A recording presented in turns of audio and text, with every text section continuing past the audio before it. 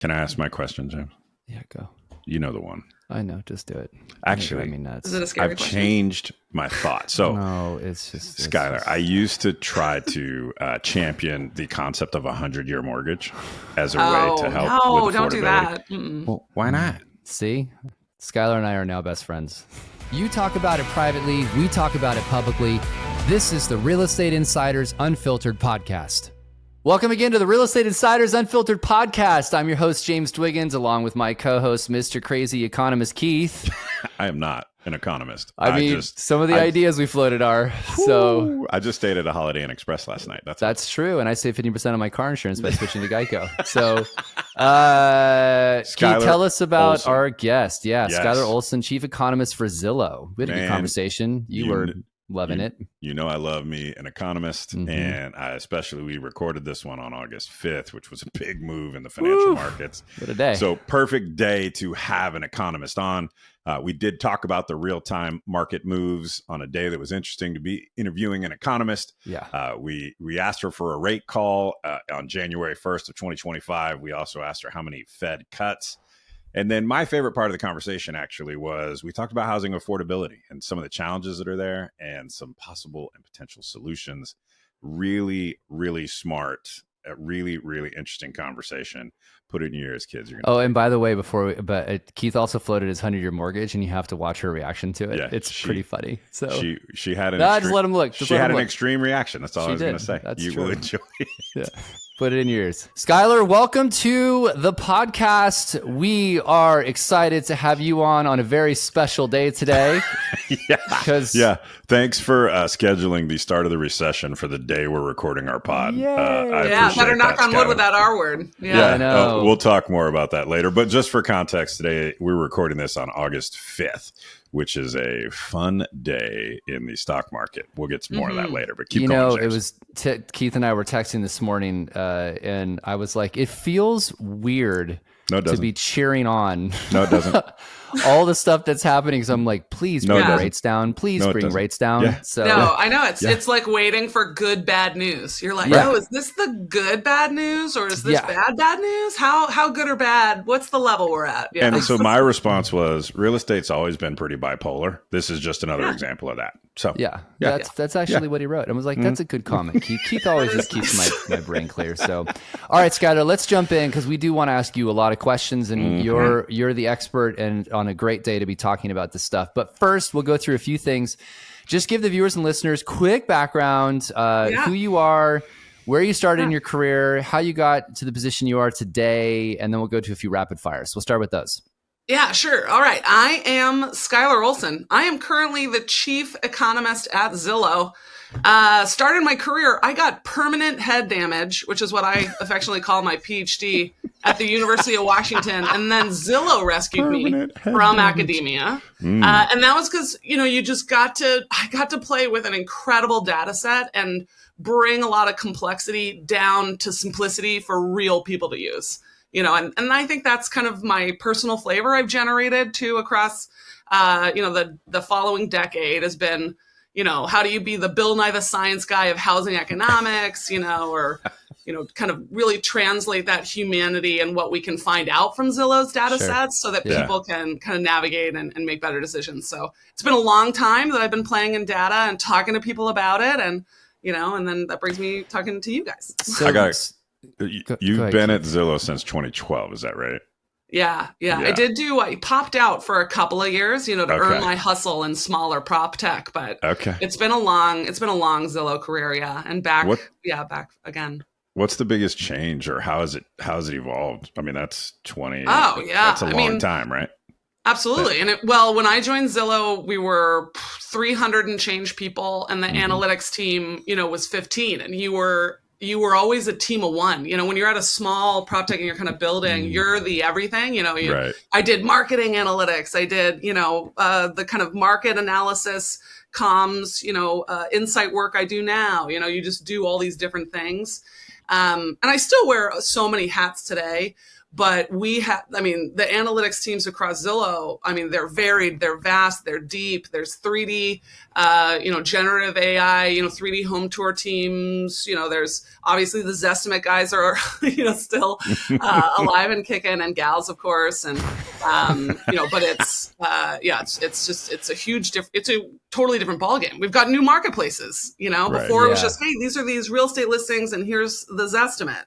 And now it's rentals and builders and mortgages and how big's your team now? You said changed. Everything. How big's your team now? You mentioned.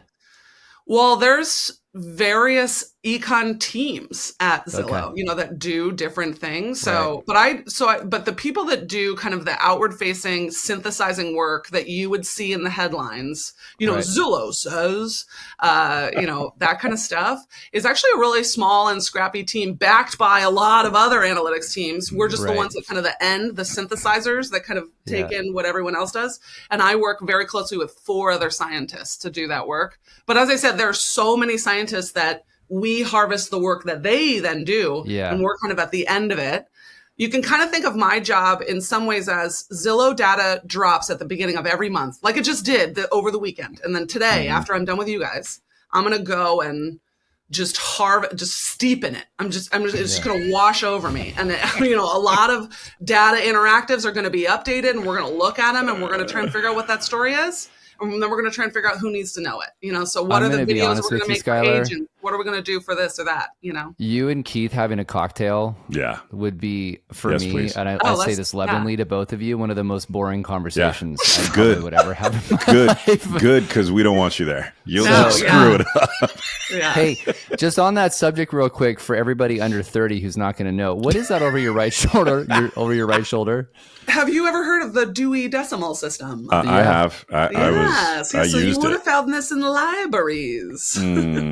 That is an awesome. Yeah, that's my card catalog. Now it stores, some of those, like that drawer right there, that's buttons. And that drawer right there, that's glue. And then that's glue. And then that's different glue. Are you a crafter?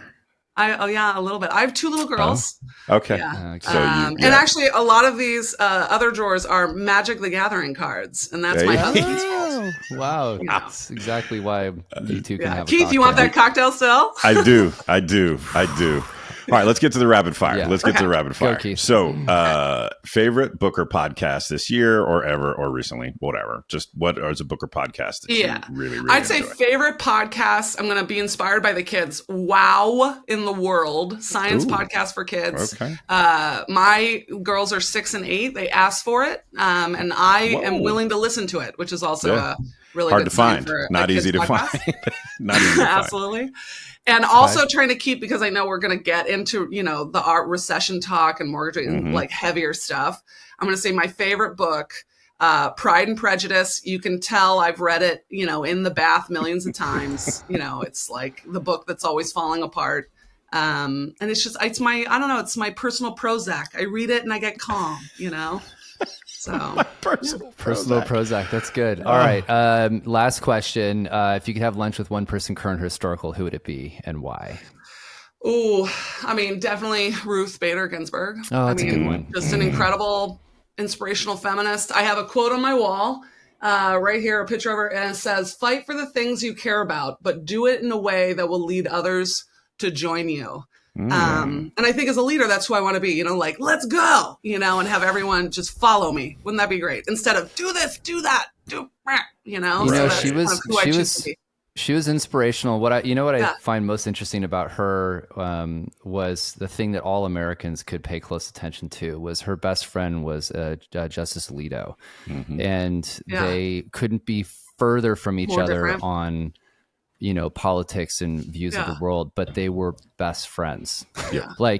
And they're just this. I watched the movie about her, and I've studied as well. Me too. And it was just like we've got it all wrong. You could have different opinions, but we can still all just hang out and have a drink, just not with you two. Seek over first to understand, stuff. then be understood, man. Yeah. All right. So we got a lot of economic stuff to talk about. You should come to that cocktail, though. I would totally come to that cocktail. It would be hilarious to listen to you two nerd out on data. And then, speaking of nerding out on data, let's do that now. Let's go. Let's get right to it. We didn't know when we scheduled this that we were going to be at the tipping point of Armageddon while we were interviewing you. No, I know markets are always a little volatile in the beginning. Hopefully we're going to stabilize out a little.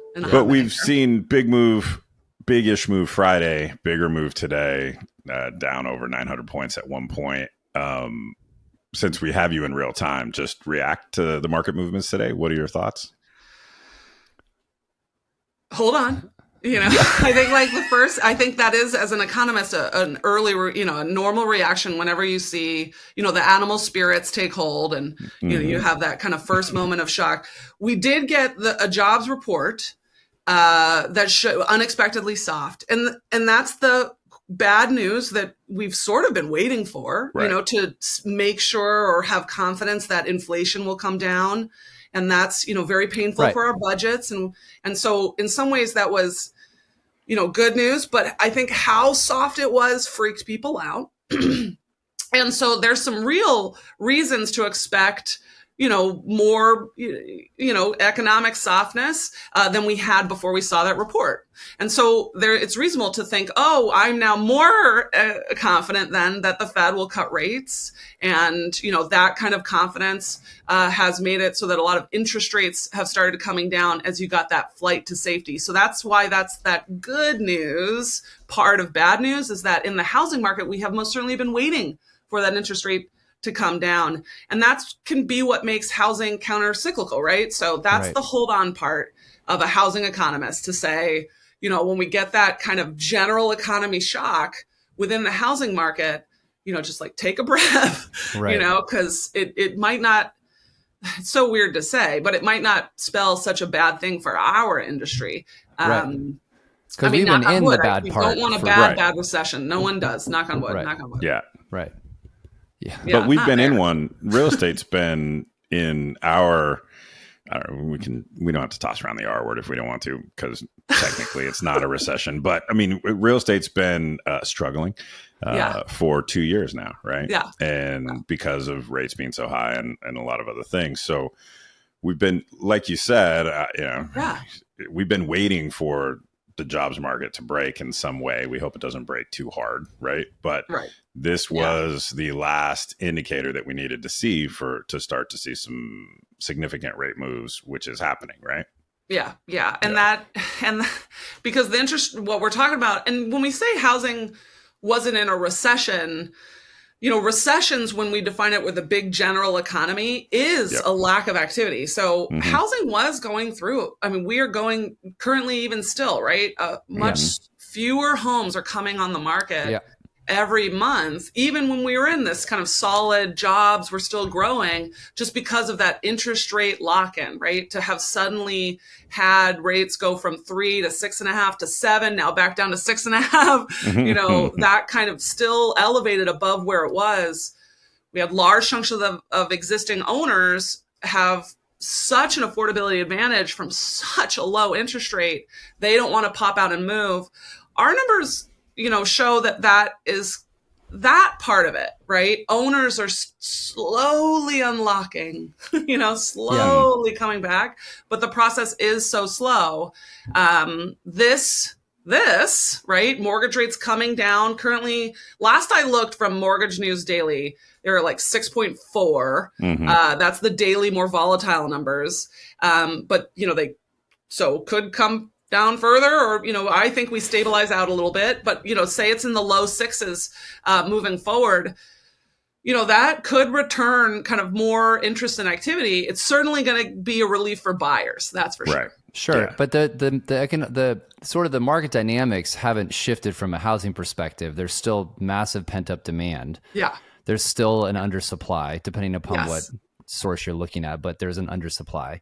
Yeah. And as Keith's been talking about this a lot, we're in a unique spot where potentially, buyers and sellers could come into the market at the same time if everything plays out, not we don't want to be in a recession. We don't want to go down that road. Obviously, we want a soft landing, but that dynamic seems to be like we're on that track now, at least moving in the right direction for it. Is that fair to say? Yeah, that's. I think that's very fair to say, and I think that's why inventory hasn't been able to come up and prices haven't been able to fall. It's because the buyer and the seller have already been in lockstep. In the sense when mortgage rates went up, both buyers and sellers pulled back, and then what we saw was there were enough buyers to keep price pressure on limited inventory. Today our price forecasts, okay, now we'll give you new ones in 2 weeks with the new macro environment. But, last month's price forecast was still positive growth, super soft, but still positive growth. And so, okay, now mortgage rates come down. I think that's why, prices, those two things will go together as well. Mm-hmm. More supply eases prices, but the buyer should come back too. So who knows what will happen to prices? We'll keep seeing as the data. We still see, lots of listings with the price cut. It's hard to price right now in general with the low volume. So prices are a bit more harder to, what will shake out as we go forward. But lower rates should mean, and this is why we've been waiting for it, is more volumes, just like more homes coming onto the market, more sellers willing to list and ready to go. Well, we've never seen, at least in I don't know your age, but I know James and I's, in our careers, right?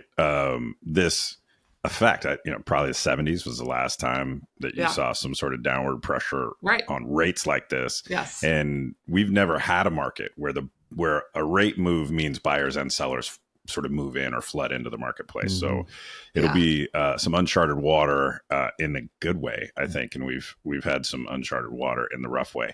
I have two quick questions. Sure. Can't have an economist on and not ask him these two questions. I'm sure you're tired of answering them, or you may say you don't want to, which is also fine. But how many Fed cuts this year? If any. I know. I don't mean to be leading in my. I know, and you can dodge it like bullets in the Matrix if you want to. I do think about this a lot, and I think honestly, if we had talked before this jobs release, I would still be 50-50 whether or not we'd get one this year, because I think that's what the Fed was continually trying to say when they weren't willing to commit to what it would take, right? And because what it would take maybe was painful, right? Well, loss. Yeah, you can't come out and say we want a bunch of people to lose their jobs and then we'll start cutting rates. That's not. Part of me was pessimistic that, how much did you have to see before you were willing to let rates come back down? Well, and then, you see that jobs numbers and this is news cycle, I think more than what will actually happen. But you hear people even talk about emergency rate cuts, before September, where, most people kind of were thinking more, of course, it would happen. So I think, a September rate cut is probably more credible than it was last week, if you were to talk to me last week. But there's always volatility in these numbers. I've spent the last year just looking at month over month changes and just showing people the graph to say, look, it is hard to get confident because things can change so quickly. So, we might be gathering next month and the jobs report will be like, well, it turns out everyone got excited that rates were going to fall and we got all hot and heavy again. And then jobs, balanced out, so it's tough. Yeah. Well, and to add to that, I just think that we're in an environment. The Fed's been saying they're data dependent for a long time, but people need to remember that I think too often people forget, maybe it's a better way to say it, that you don't have to have a Fed cut to get downward pressure on rates. Rates been moving downward for a month now. And if and when the Fed does cut rates, that'll only increase it. Okay, last, got to ask the economist this question. Let's pretend it's January 1st, 2025. What are rates on that day? Such an unfair question. I know, especially after just today. That's just right. Super, no, admittedly unfair question. We will not, producer Merlin, do not I'm mark going to put on tape. my time machine. I'm going to answer as if it was last week. And if it was last week, I would say 6.4. But I think kind of, and to your point where you said rates come down before the Fed does anything, financial markets are half anticipation, right? It's half confidence, half anticipation about what will happen. And so, let's see what nets out these next few weeks, but we are pricing in a September rate cut right now. when we watch rates come down. So then January 1st, 2025, I'm more willing to think rates could be down at 6 than I was before, but I'm still willing to stand behind 6.4 without too much worry. Especially because no one can forecast mortgage rates anyway. Yeah, I know. It's such an unfair. People ask me all the time, and I just refuse to answer it. Just I know. You're just like, I don't know. I have a follow-up on that just because I'm curious. Where do you think interest rates in your mind need to be for the market to really, obviously without us being in a full-blown recession, but where really things kick off again and we start seeing a significant rebound? Yeah. I think a radical kind of not radical. Well, I mean, it would be radical to be, back to normal, because I think the path to normal will take, a couple of years, because I think it'll take a couple of years to get down to 5%. But if mortgage rates were at 5%, then at today's typical U.S. home value, that mortgage payment, property taxes, and insurance comes within 30% for the middle income household. That's an affordable payment. That means you can save for retirement. That makes home ownership the stable promise that it's supposed to be, or had long been for folks. And assuming we retain some or most of the value that people have made over the last years, they're also rolling into it with a tremendous amount of equity, right? We're historically high equity. That's coming to the party as well. Right. So it's like it became affordable again to like get the return of what that kind of promise was. The lock-in certainly eases at that moment. Honestly, for the buyer to be interested, I think it just has to come. It doesn't have to come down very much. I think there are a lot of buyers out there, that it's just about how do I access that life. And rents in neighborhoods that are, predominantly home owners, great schools, great parks, these places are where rents have also increased a lot because it's hard to become a homeowner. And if that's the life that you access, rates coming down a little bit, makes home buying the more affordable option of the two, and by a little bit, I mean, down to 6 is usually where the cutoff versus those kinds of rents are. Sure. So coming down to 5 makes it affordable. Let's go, right? And coming down to 6 means that trade-off, it's the difference between the I need to buys, come down to 6 and the I need to buys are very ready. Come down to 5 and the I want to buys are back. Yeah. I think to the real, and we don't know and I know I already mentioned it once, but how many, because there's pent up sellers, which we've never had before, where they had the next kid, or for whatever reason, their housing situation isn't working. And normally those people would have transacted over the last 2 years. So there's a big wall of pent up sellers that will help bolster the unit count as this, like you said, it's not a light switch. Everybody doesn't wait till 5 and then jump in, right? So as it glides down, it'll be really interesting. The thing that I want to pay the most attention to is actually what happens with listing volume, because that will be very interesting to see how much really pent up seller demand is there. And that'll be the key driver for our unit count over the next couple of years. Absolutely. A lot of people are concerned about, appreciation rates continuing at an insane level that they have been. But I'm assuming that Keith's correct and you're correct in that there's more inventory coming on that should stabilize it because there's enough supply to move through the market. Is that the idea that everyone's thinking about? So we'll still see appreciation rates, or do you think it's going to level off with more inventory? Like, what's your kind of forecast on that? Yeah. I mean, so before mortgage rate relief, if this is a sudden mortgage rate relief, it kind of throws a bit of it into, what happens to the price point of it. Because, when mortgage rates are up at 7%, and bounce around there, each time, rates get worse, it's not like the seller is more locked in, but the buyer is more discouraged. Sure. But down, when we get the rate relief, the seller is not wildly unlocked, but the buyer got a bit of relief, that mortgage rate. So I could see, with rate relief, appreciation not, just like maintaining where we are, this kind of easy kind of growth. Now, there are places in the US right now where the inventory return is much more significant. Some of it might not be good. Some of it is, think Florida and insurance challenges. Sure.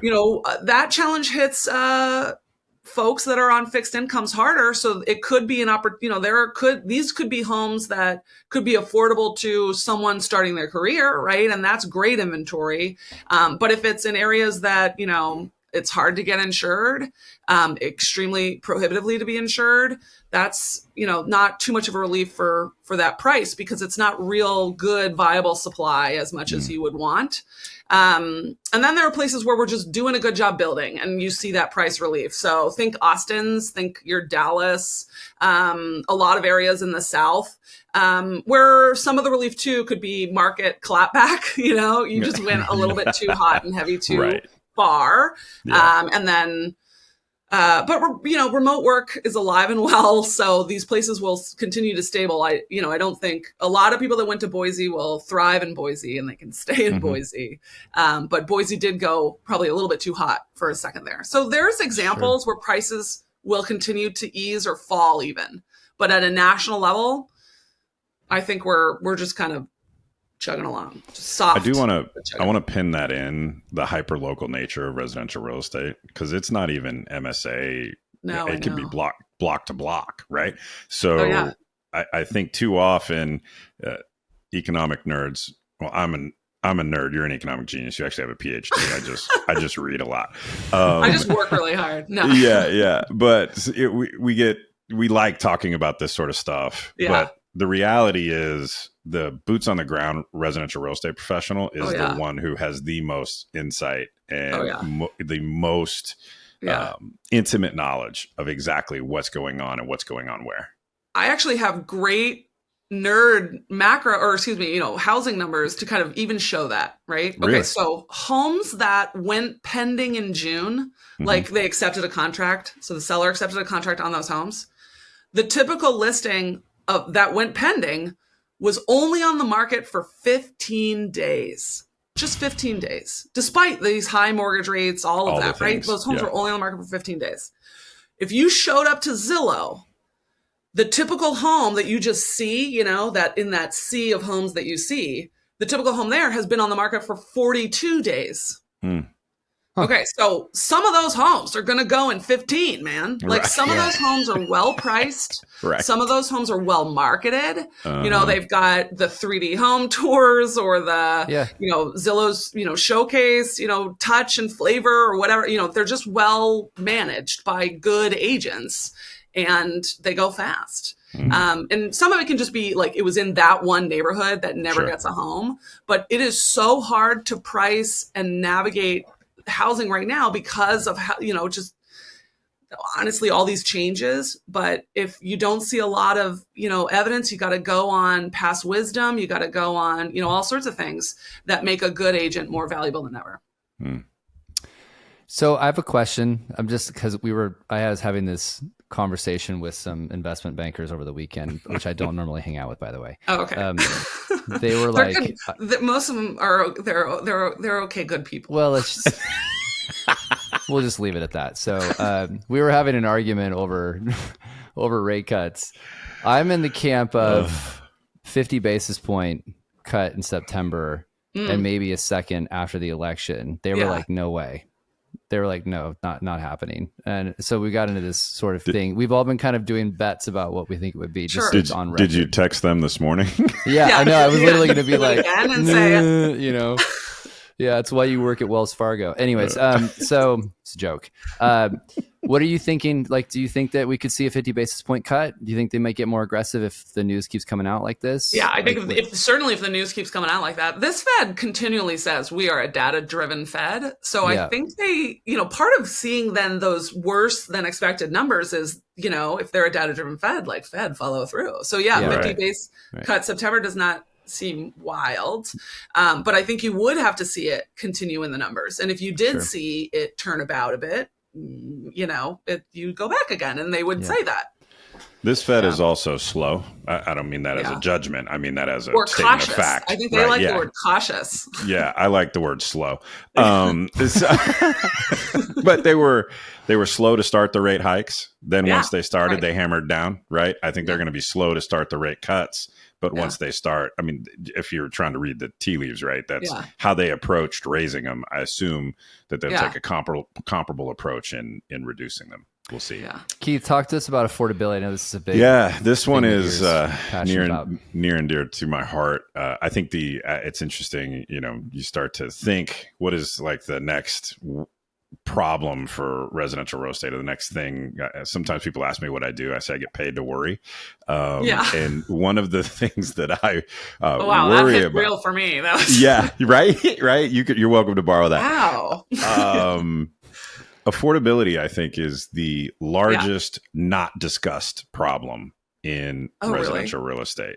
It's talked about, but it's, we're distracted with other important the industry is not the industry having these discussions. Like, we're worried about the lawsuits enough and buyers who can that keeps us distracted. Right. There's like enough who can that there's so many that can't. And I look at, like, I was worried in 2008 that, because you had kids watching their parents lose their house, right? Terrible time. I was like, dang, what's this going to do to the American dream? And it was resilient and it made it through. I'm starting to see some of these reports or surveys or whatever coming out where it seems like there could be an erosion in the American dream of homeownership. One, does that resonate as accurate? And then two, is it because of affordability, or is it just because kids are young and they want to rent houses, not buy houses, and that'll change? Yeah, I think so. Part of me has always had a bit of a problem with the standard characterization of the American dream. Like, to me, the American dream surely, is we can choose and, route how our life looks. And, we have this vision and we can enact it, whether that's this kind of house or that kind of house. But in the sense of, can I afford a larger property or the single family home, or all by myself with only my nuclear family? Yeah, that is, I think, threatened. In the terms of affordability is just such a challenge, and we can't promise prices to fall because the buyer and seller are moving together. So what we can promise is, it's a bit more stable now, higher price cuts, it's softer demand. And so you can make a longer considered decision, right? But I think for most people, one, homeownership, its financial viability still pays off if you can get that home that you want to stay in for an extended period of time. So that's still there, The challenge is, can I access it, and what it takes to access it, and for whom, I think, is the idea as well. Like, huge, for everybody. Right? Yeah. I think before, if you were having a conversation about affordable housing, and certainly within certain groups, you'd be talking about people who make 30, 50, 80% of the area median income. And today we talk about affordability challenges for that middle income American. Well, and that's, I think, what feels so different.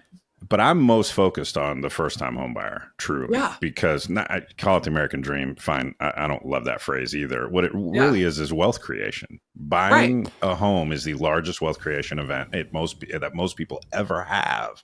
Yeah. And if we're locking significant percentages of the population out of that because of cost, we have to find a solution for that, or you're basically gutting the future trade-up market. Like the follow-on consequences of actually having a generation of first-time home buyers that can't buy is, I'm not normally a doomsdayer, but I mean, it could be calamitous. It's bad, right? It's very bad for a lot of reasons. I do. I mean, housing has its own life cycle, right? So to the extent that, like, right now, I think the best way to think about our challenge is right now we have kind of record numbers of households needing to double up, right? You're living with your parents, your median age of launching is now 26 years old. Median age of a first-time home buyer is older too. It's 36, right? Okay. Wait, did you just say kids? Doubling up, and yet we have record numbers of empty bedrooms. Because we have folks that are living in a lot of house. So what's been disrupted, as Keith, that you're kind of speaking of, is this life cycle, this kind of moving on thing, where you've got a household was larger, it had kids in it, and then it became a small household, but it stayed in a larger home because this kind of ability to move forward and buy the homes of your parents has been disrupted for all sorts of reasons. But a big part of it is that gateway house isn't there, right? That middle, we call it the missing middle in, the housing kind of affordability world. It's the, we don't build duplexes and quadplexes, and it's hard to build smaller homes and split lots. It's illegal to split lots in a lot of places, so that move up is disrupted, especially because the move down is disrupted, right? With interest rate lock-in. So we're in such a tough spot right now, just such a tough spot with the disruption of kind of that cycle. So follow up to that, since the same conversation about affordability, not to get too political, but just your thoughts on how each party will approach this. Because obviously the current administration's been making it a headline. Yeah. And so like views expressed of James Twiggins himself, not happy with the way they're approaching affordability with the current administration, to be clear. As far as just, tackling the realtor fees and everything else, that's not the problem. I see.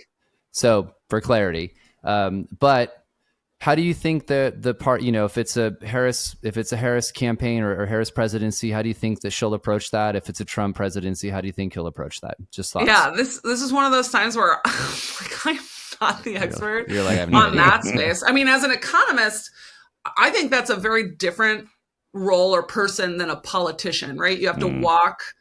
For the politician world, you have to walk into the world of feasibility, right? And as an economist, my role is to really stay in the world of what is effective and what works.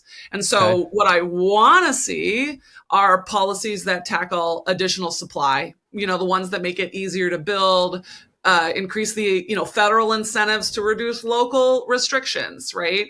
How can we enable, probably the gateway drug is the ADU, right? The granny flat.